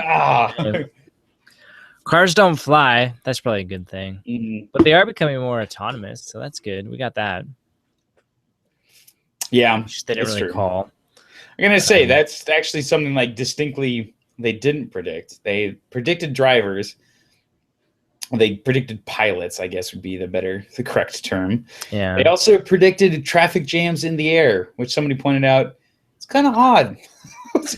What's going on with that? Like, what was the thought behind it? Because it's never really crossed my mind before, but, like, yeah, that is a really weird, like, the whole point of flying cars is that there are no roads, therefore there are no traffic jams. But then they, like, clearly state, yes, no, there'd still be traffic jams. It's just kind of funny to think about. It's a little depressing. I know. Yeah. I know. It's like, I'm going to say, because what's the number one cause of traffic jams, right? Accidents. And the accidents just plummet to the earth and everybody dies if they happen. They don't stop. So what's causing the traffic jams? I hadn't really thought about that. It is kind of a depressing reality when you're like, but it kind of makes sense. You're like, you don't even think about it. Like, I could see that. Of course, it'd have to be like, I don't know. It's funny. Yeah, that's true. Huh? We can't control the weather, which is kind of lame. But we can predict it pretty accurately, more accurately. We do all right. All right. Yeah. Let's see here. What are some other the Cafe 80s? Hilarious. I feel like they nailed that one. That one was definitely right. Very true. 3D, that's becoming kind of a thing. It is. To the extent that they were letting on, glassless 3D. Not quite yet. What are you talking about? I got a Nintendo 3DS. It's exactly the same experience. True. Very true. We don't have Jaws 19, but geez, we sure do have a lot of sequels. I know. Yeah, that was a pretty. That one hit a little close to home as we're coming into Star Wars 7. Yeah, right? It's crazy. Our justice system is clearly still pretty slow. So the director, writer, oh gosh, who's his name? I don't know, whatever. So he said, okay, here's my predictions for the next 30 years. So 2045. Okay. He unfortunately took it a little seriously. I would have preferred the same humor. going forward. But he thinks that virtual reality is kind of going to be a thing. Good call. Like, that's not already happening. That's fine. I think it will be. I think I do have a feeling that we don't really have a comprehension of what it's going to be like in 30 years in VR. Like, I think we will. Yeah, I know exactly how it's going to be. I've seen The Matrix. Yeah, actually, you know what? In retrospect, I think we do actually, because it's going to be one of two things. It's either going to be a holodeck where, well, it will be both. There will be the holodeck where you're physically actively moving around a virtual reality and it seems perfectly real, or it'll be like The Matrix where you'll just be in a dream world and it'll feel perfectly real. And both of those experiences will be available to you, given, depending on how fit you want to be. Meh. Not really very. That's the answer. Yeah. That can be virtualized. So exactly. Digital projection itself will be like really good looking. Yeah. Exactly. Never have to shave. He thinks that advanced robotics will be handling all factory and warehouse labor. Yes. Well, kind of a big deal. Seems clearly obvious too. Yep. He's playing it safe. I know. Kind of lame. He thinks that we're going to turn our garbage into energy. That's an interesting one. He actually thinks it's going to be more efficient than wind and solar. That is a bold claim. Really? I think so. Okay. Let's see here. He thinks that solar is structured energy, so you can optimize for the predictability of sun. Believe it or not, like compared to garbage, which is, homogenized dirt and I don't know. That's an interesting one. I'd like to hear his thoughts if that was just sort of him spitballing. Here's a crazy idea. What if? Or I don't know. Or if there's actual science behind that. It's probably a combination. He's thought more about it than he thought about it for like an hour. Yeah, he's like really feeling Mr. Fusion. He's like, I think Mr. Fusion is a good idea. There's something there. We gotta stick with it. Let's not give up on that one yet. Exactly. Yeah, that's not the hoverboard. That's a very different category. Yeah. Let's see here. Google MD, he thinks with all the biometrics and data gathering that we're doing, we'll get better at having some sort of automated health thing, which I'm kind of like, yeah, we're already pretty much there. You just have to type in the search. Let's see. What other? He thinks we'll have a lot less privacy. Is that even possible? What are you going to say? I think he's playing it pretty safe on this one. He thinks that cash will still exist. Really? Dollars and cents. He thinks it'll be necessary for bribery and criminal activity.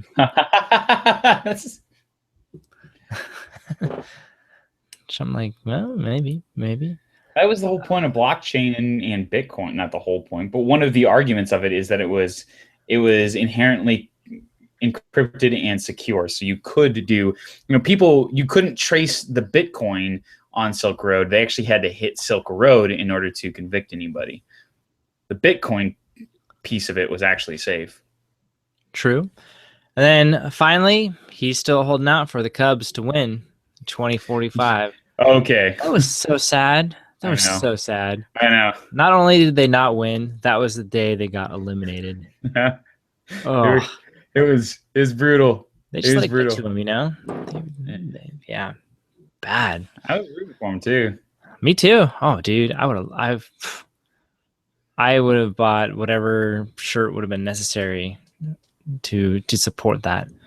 Would have been awesome. Yeah. Well, yeah, but pretty crazy, man. Pretty crazy just to like, again, that comes back to those moments, right? We're like, yeah, technically my daughter was alive, but she won't get it. She'll just hear stories about, about the movie. And what was it, Jesse? You're the one she told me this quote where it was like, from here on out, like, this day is now historical. Yeah, the trilogy is now a trilogy about the past. The trilogy is now a trilogy about the past, not the future. Yeah. You want to also, do you want to feel really super old? Yeah, I do. You are as far from the first movie taking place as Marty was when he went back in time. Interesting. yeah, 80s, like when we were born and alive, was as far back for us as it was for him to go back to the 50s.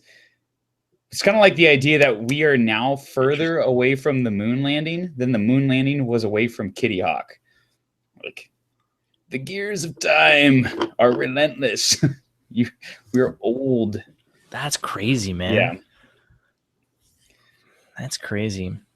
And somebody, and it's funny, I think one of the questions that somebody asked, and I thought this was an interesting one and a pretty accurate guess to why, but it was the question of why are we all fascinated with Back to the Future? Because there's plenty of time travel stories and there's plenty of future dystopias and stuff, but why was this one, why did it seem to capture, well, there's a lot going on. Why did it seem to really capture the imaginations, especially the second one?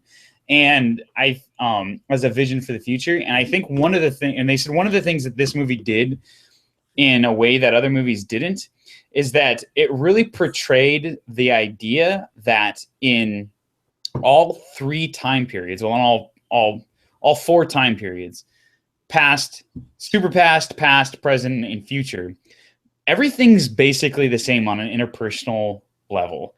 Everybody still goes to work. Yeah, okay. Everybody still struggles with the same things. They struggle with bullies. They struggle, like, as fantastical as the world can be, either just like, wow, it's the Wild West, everything's so cool and Wild Westy, or, you know, it's the super future and we've got all sorts of cool technology. But in the end, you still work every day. You still you fight with bullies in the office. Band members from the Red Hot Chili Peppers are trying to encourage you to do illegal activities. Things are the same. I don't know. It's just needles. I know. I don't know. It's an interesting to me that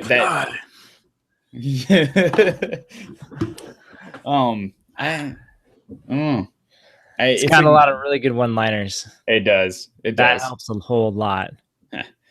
It does help a lot. I was watching this video that was talking about facts behind Back to the Future, and they were like, they literally were talking to some computer scientists, and they mispronounced the word gigawatt to gigawatt, which is why that's what he says in the movie, because they said it wrong.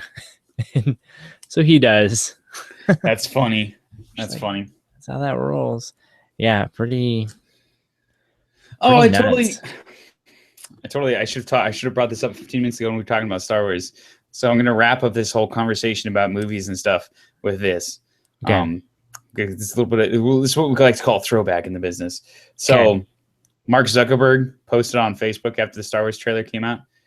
He posted, "I love Star Wars," and the PR team for Star Wars, they saw it and they commented on his post, and all they said was, "We know." Empire Strikes Back reference. I love you. I know.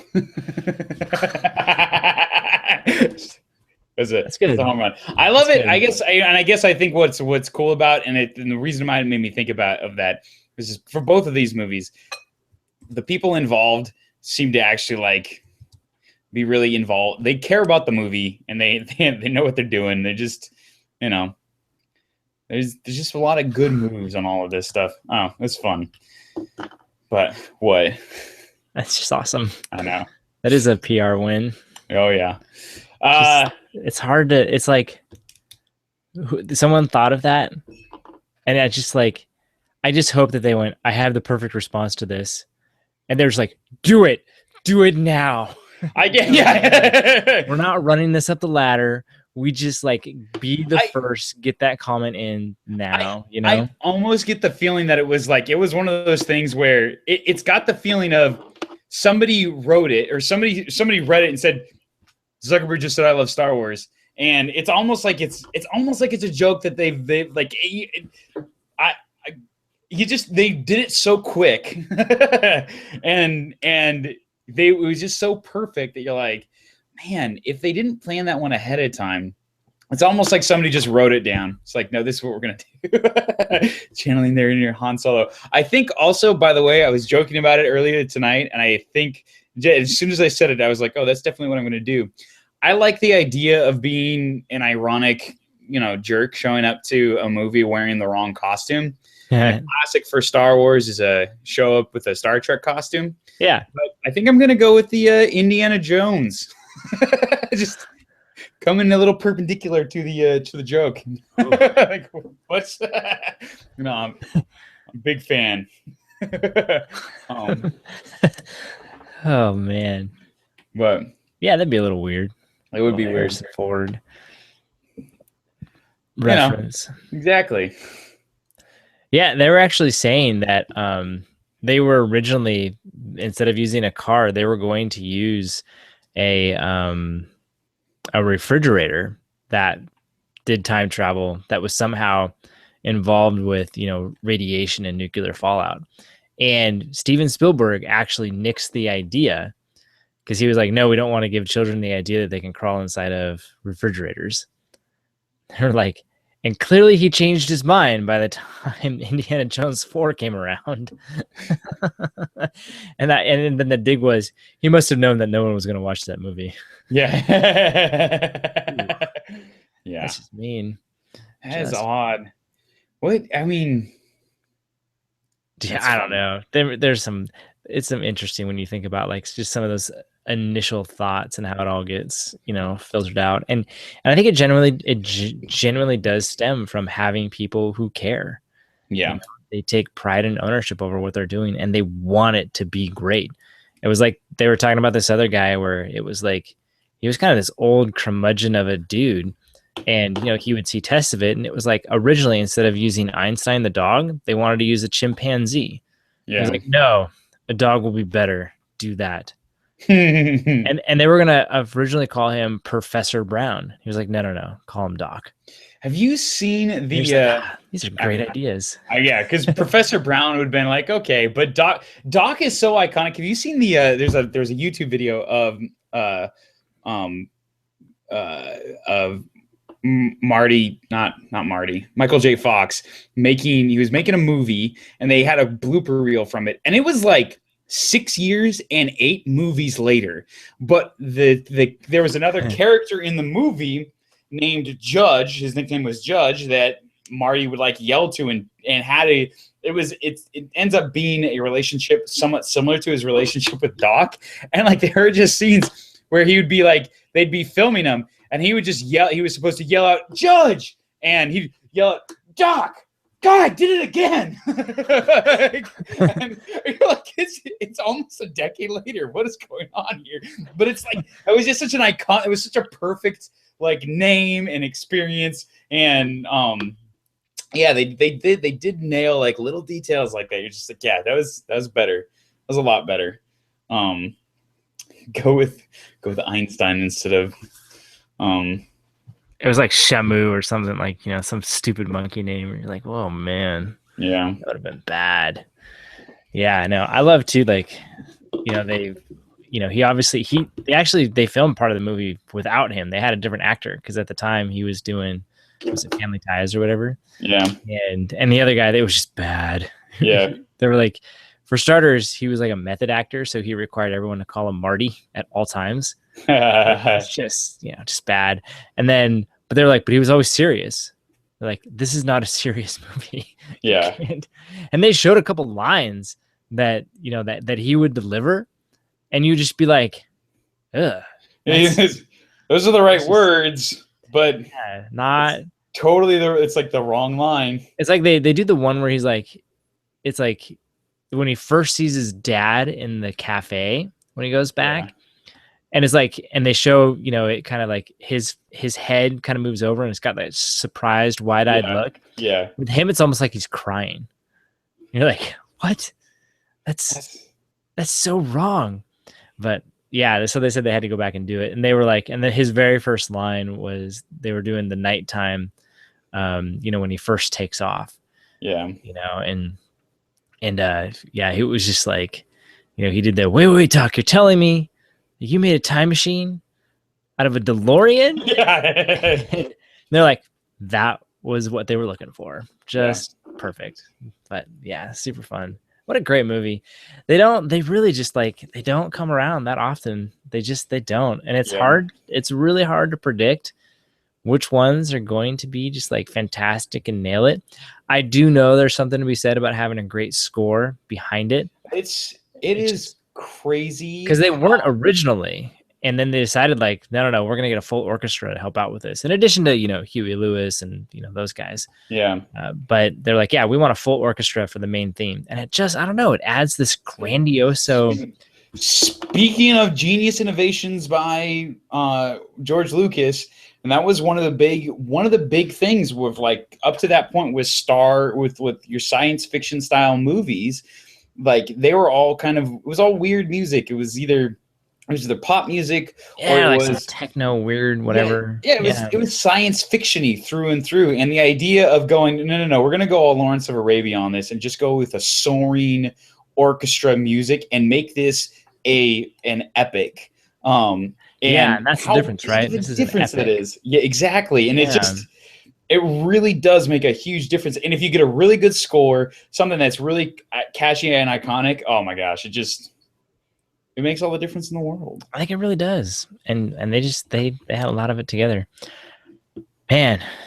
But there've been some good movies this year. I'm not trying to minimize saying like there's no more good movies. I'll say it. There's no more good movies. Awesome. Which one? Ant-Man. Yeah, awesome. That's good. Come on, Jurassic World. That was the perfect levity action that I thought. Yes, definitely. Oh man, it's good. We could probably keep talking more, but I know. But there's other stuff that happened this week, like Yahoo. They did have news this week, but they did, but it was kind of unexciting. No, so YouTube decided to do a thing. They announced YouTube Red, which is just, I don't know. I'll give them this. This isn't one of their classic naming conventions where they just name it Google and the thing. It's like, it's not Google Video or something. It's YouTube kind of subscribe. Yeah, exactly. It's a new name, which is I should give them credit for that. But it is a $9.99 monthly ad-free YouTube subscription. It also comes with the Google Music Key thing, so you can play music when you minimize the app, and you can get unlimited music, and you can download videos, and you can download music and play it for later. You can do all sorts of cool stuff for a mere. Eventually they'll have $10 and exclusive content. Exclusive content, yes. Yeah, they. This comes back to the whole subscription thing, man. I know. Even Google's getting into it now. Yeah, and it's and you signing up? You already a Red member? No, I'm not. I'm not signing up. I don't have that kind of money. I got Netflix. Period. That's all I can afford. And I say, Did you see that iOS users are actually going to be charged more than Android? So which is probably what the Apple 30% thing, or they're basically saying if you sign up online, like through YouTube.com, we'll charge you $10 a month. If you sign up through Apple, Apple's going to charge us 30%, so we're going to pass that on to you, $12 a month. It's not really 13, but yeah, 13, yeah. It's not that huge of a deal, I don't think. It's the same thing that Spotify does. If you get the premium through the Spotify app, it costs like $12 or $13. If you do it online, it's $9, $10. But yeah, they it's an interesting PR move for Google to I can understand why Spotify did it. PR move. Yeah, I really do think there's obviously a bottom line there, because that's not nothing. $3 is a huge amount of money, but Netflix clearly thinks it's better to have a homogenized price no matter where you sign up, even if it's through iOS, and they take the financial hit, saying it's better to have a single price. Whereas Amazon's not Amazon, but Google and Spotify are like, no, we want you to know that Apple is charging, this cost is the cost of your platform, even though it's going to discourage users to sign up and confuse users, which I just think it's an interesting point to make. And Because Spotify struggled with it. They've had to educate people about the fact that A, there is a price difference, and B, why it's different. Yeah. But okay. Yeah, what about you? Are you gonna sign up on this? My whole goal is to watch less YouTube videos. So no. I'm kind of feeling bad though. They're talking about all these YouTube stars who are all signed up, and I'm found myself going like, I don't know if I've ever watched a PewDiePie video or some of the Fine Brothers, which does genuinely look interesting. Or yeah, of course I find myself going, should I like these? I don't know. Yeah, what funny. Is it? Smoosh? That one? I'm like, it looks intriguing, but I'm not sure I'm supposed to actually like it. What do you mean? Well, it just seems potentially juvenile or something. Oh, or yeah. I shouldn't be watching it, but yeah. I don't know.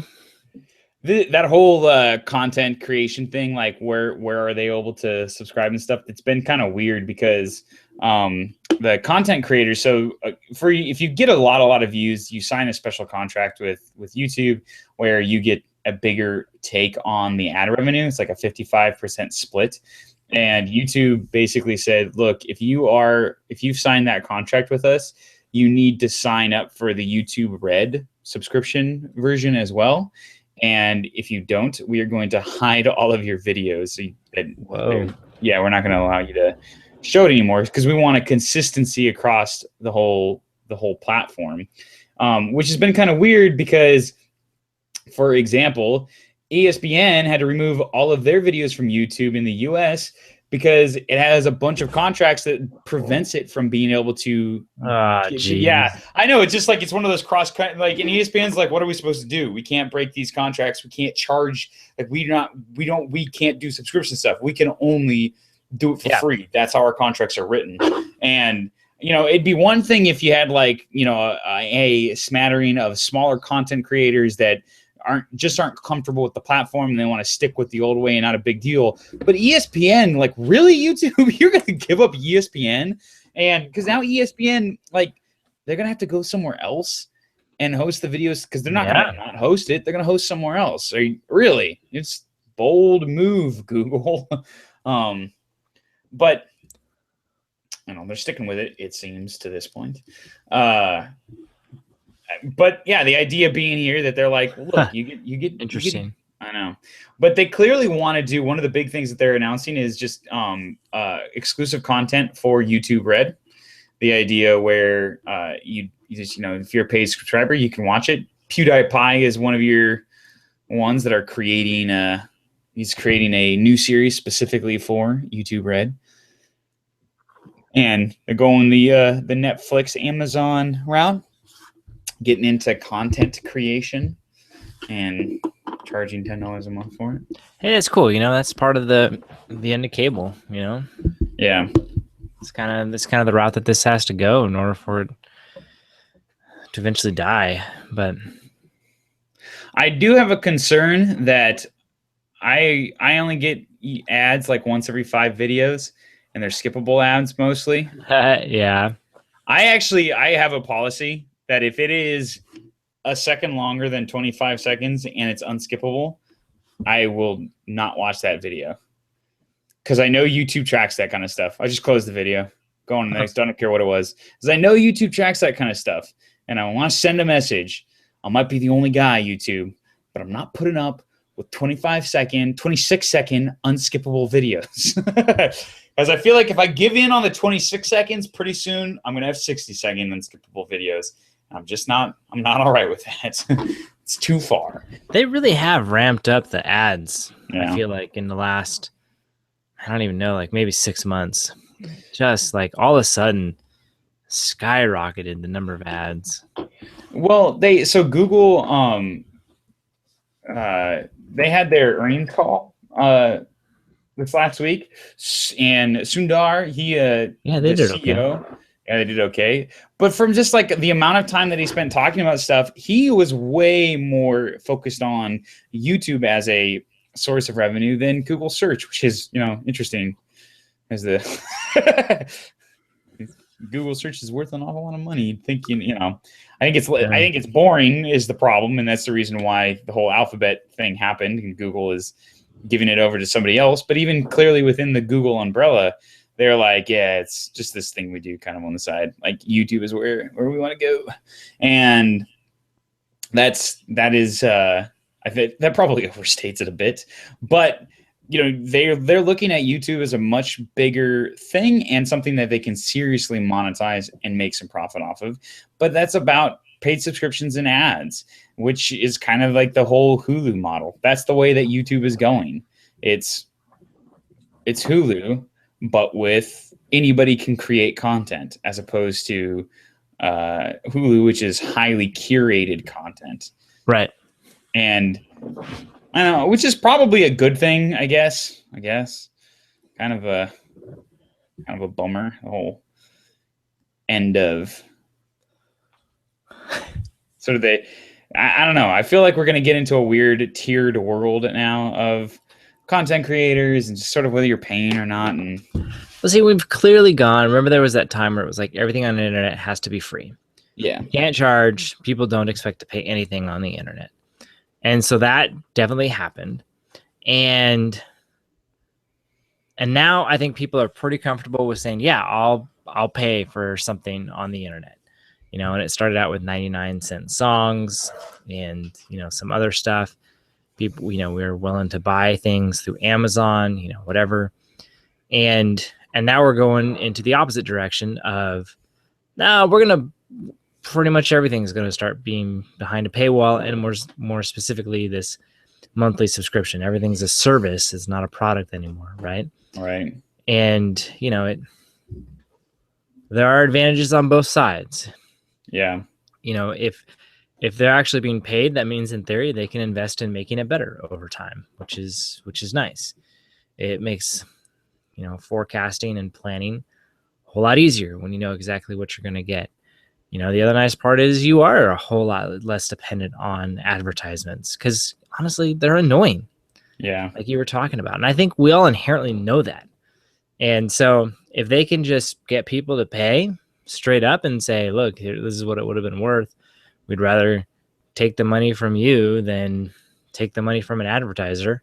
Right. You know, okay, cool. You know, and so, but it's clearly this progression has happened where this concept of things on the internet are free is very quickly slipping away. Yeah. And as a result, I think you're right. You know, people are going to have to start making choices here. And because you shouldn't have your Netflix subscription, your Hulu Plus subscription, your Amazon Prime, your HBO Go, now your YouTube, plus, you know, Apple Music and whatever, you know, plus Spotify. You can't. You're gonna have to start to make choices. That is the cost of a cable bill, which the whole cold cord cutter movement, a big selling point of it was cheaper than cable. You know, and I don't know.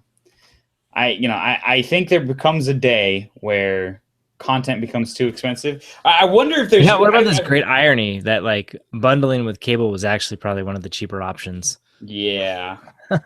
Well, and that's always been the argument, is that bundling is inherently cheaper, and it is, like, it's undeniable than a la carte. I mean, that's just where it is. But the problem is, and I think the question is,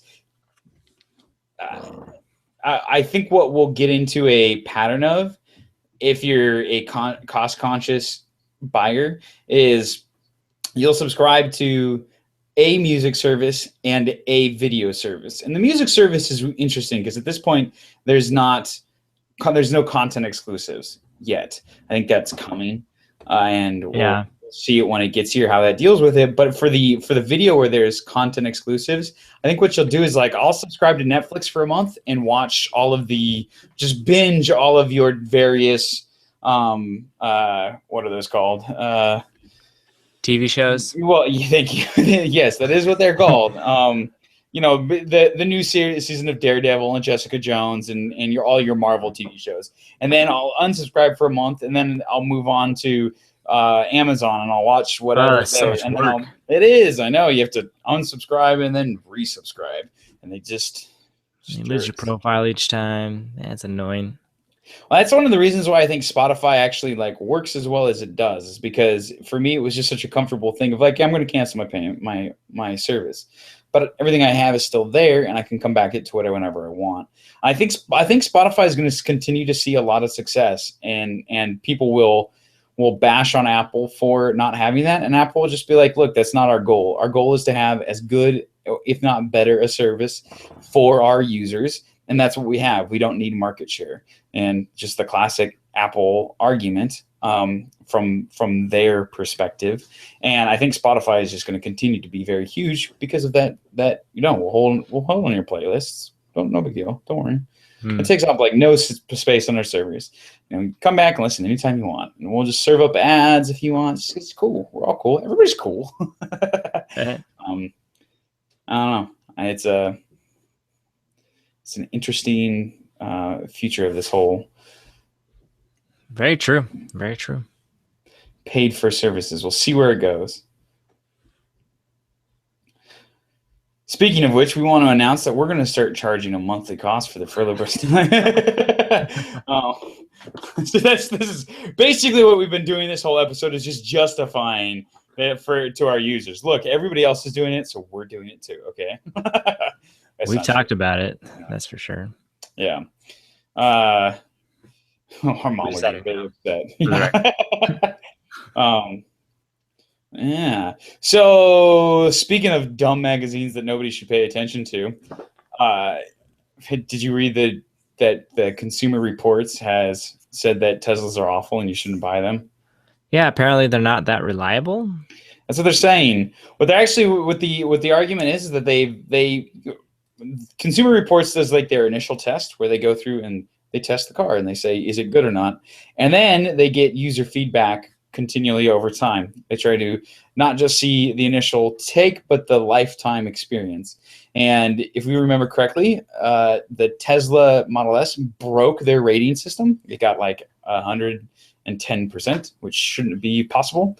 And so they basically came back, and very highly rated car. Definitely should buy it. It's awesome. And then I guess over the couple of years, though, what they're finding is that Teslas require a lot more maintenance than other cars. Everything is covered by your insurance, or not insurance, but your warranty. So it's more of just an annoyance. But what they're finding is that it's not like there's a fundamental problem with the drivetrain or the steering wheel or something. They go, sometimes that is the problem, but most users have a problem. And the weird part is sometimes it's windshield wipers. Sometimes it's those automatic like door handle things that pop out where the motors will die and you can't open up the doors.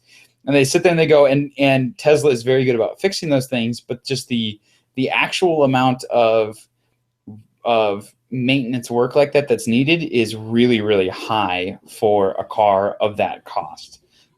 Just interesting. Build quality is low. That being said, all of their questionnaires to Tesla owners have responded with where they asked customer satisfaction questions and would you buy / recommend a Tesla, and it was overwhelmingly still super positive. And I think Consumer Reports is a magazine for old people that nobody pays attention to until they say something controversial. And that doesn't make any sense. And that's why everybody gets all bent out of shape about them and starts talking about them again. And I feel like I don't understand.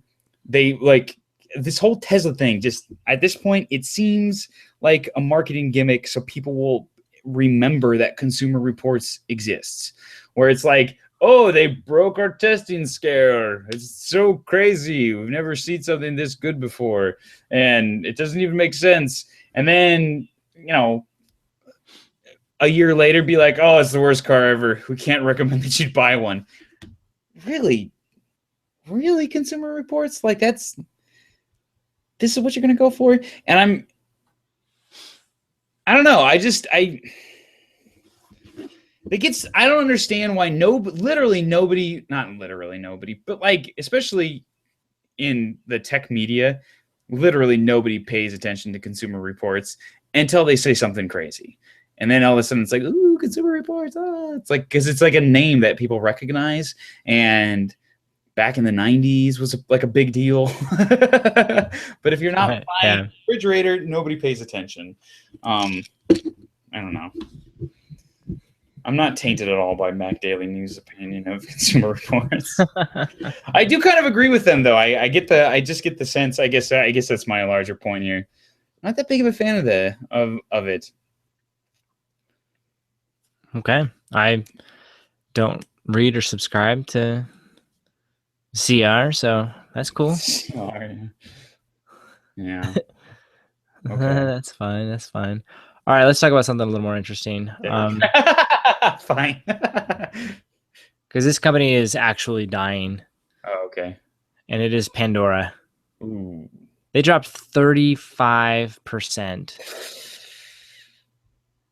That's of their users or their stock price? 35%. Their stock price. Ooh, that's whoa. That's a big hit. They reported a third quarter loss of $85 million, which is on par with where they've been recently. They still got $440 in the bank, so they got a little bit of ways to go. But it's bad, man. Wait. Bad. Are you trying to say that we're gonna watch Pandora collapse before BlackBerry? That is not something I would have expected. Gonna happen. Well, come on. One would argue BlackBerry is just dead man walking. That's good. Well, yeah, but we've argued that for years. Yeah, Pandora, man. Just part of it is now with Apple Music and Spotify doing their stuff. I mean, at the end of the day, investors are just saying, you know what? We don't think you guys will be able to turn this around and actually compete. I think that there's two things. Yeah, there's two ideas. It's one, competing services that aren't direct competitors, where streaming music but not streaming radio stations like Spotify are getting a lot more attention and seem to satisfy consumer desires way more. Pandora was kind of a solution that worked at the moment because they could license the music as though they were a radio station. They were able to pull off that little legal jiu-jitsu, which is something that that streaming companies that wanted to do what Spotify was doing couldn't do, which is Groove Shark's whole problem, is they couldn't figure out the licensing structure to do exactly what Spotify wanted to do. Spotify pulled it off, and they're having huge success, and they've been hurting Pandora for a long time. And then I honestly think that they are not the best at coming up with interesting new music. Like I've been an advocate for the Apple Radio stuff. I think that they have better music discovery and just more interesting channels than Pandora does. And I think that there's all sorts of other apps out there, though, and services that do a better job of coming up with, playlists like that, whether it's Songza or whatever. Not even just the two big players. I think there's a ton of competition directly against what Pandora does that do it better and are getting attention. And then on top of it, they're just not the most desirable of the sorts of music services that people want. Long and short of it is your company's going away. Should have gotten bought when you have the chance. I don't think anybody has ever tried to buy them. Yeah, I don't know. They did manage to grow revenue by 30%. However, they doubled their acquisition costs. And that's where investors were like, oh boy, this really is not good. Yeah. You doubled your costs, but only 30%. 50% of your costs, but only 30% of your revenue. Usually not a good sign. Yeah. So, yeah, man, they're on their way out. So I feel bad because I like Pandora as a company. I've always thought that they had a pretty revolutionary product, and the Music Genome Project is still amazing. They got to figure out how to do something with that. Yeah. Well, yeah, I don't know. I don't know if it's amazing. I honestly don't know if it's amazing. I think that there is something there, but I don't know if it's I get the feeling that one of the things that has bothered me about music is it's a little too genre biased. Like I really like the idea that this blending wall of genre, and if you could tell me like get this song from this genre that I really like and give me a song from another genre that I would have never even looked at because it's a genre I haven't thought of, and say, look, this song is good too, and you'll like it because it's got the same things that you like in this song. It's just a little different. And I feel like Apple Music does a better job of that exact thing than Pandora does. But the Music Genome project is cool in concept. Yeah. Okay. All right. Well, it's cool for future automation, I guess. Yeah, it's true. That's true. So we got 2 more car-related stories coming up. Make it happen. All right, man. So Uber and BMW, I think this is brilliant. They have teamed up. BMW is coming out with a new 7 Series car, which is the 7 Series BMW was like my luxury dream car in high school. I was just like, I loved the idea of the 7 Series BMWs. Like, I just thought they were so cool. And old person's car. That's what people have always said. I was like, but I loved like the Rolls Royces too, just like, which is another classic old person's car.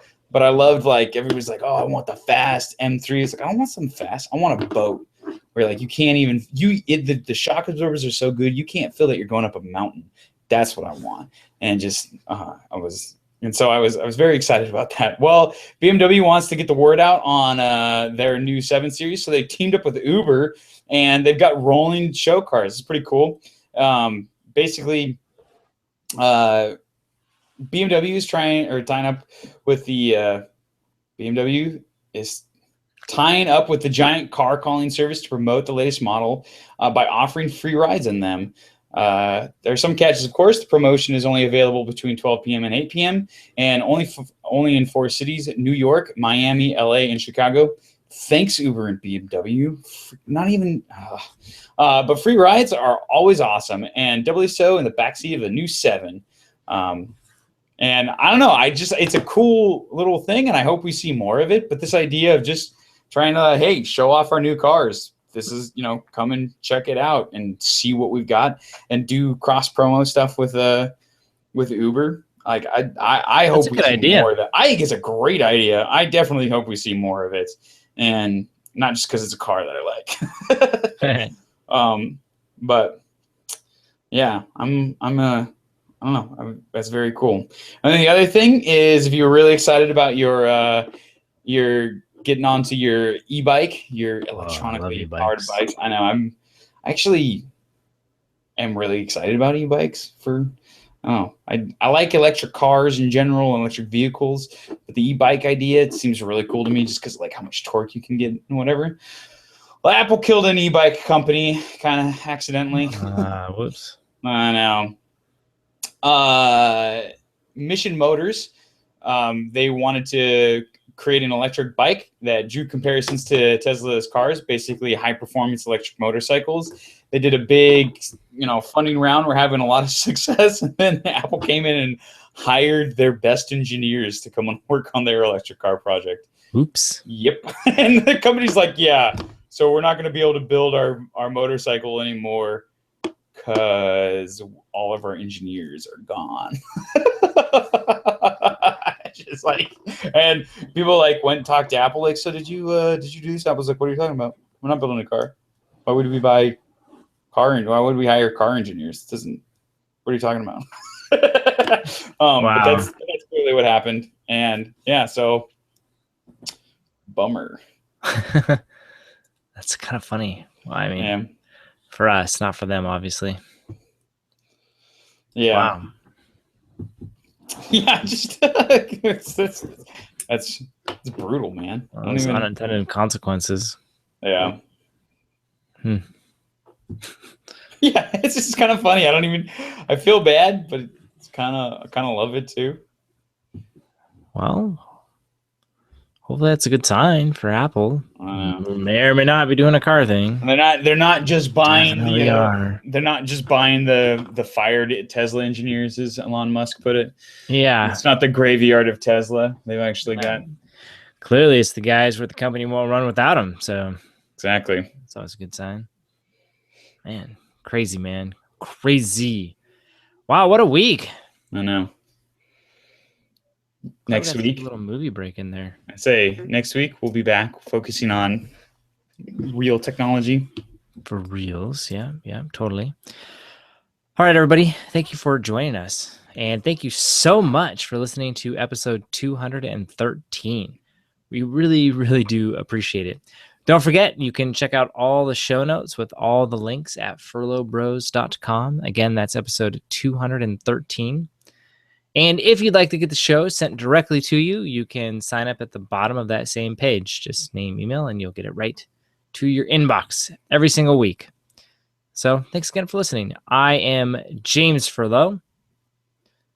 And totally forgot, man. It's really disappointing. Myth busting. Myth busting. That's right. And my mythical brother is Matthew Furlo. And we will talk next time.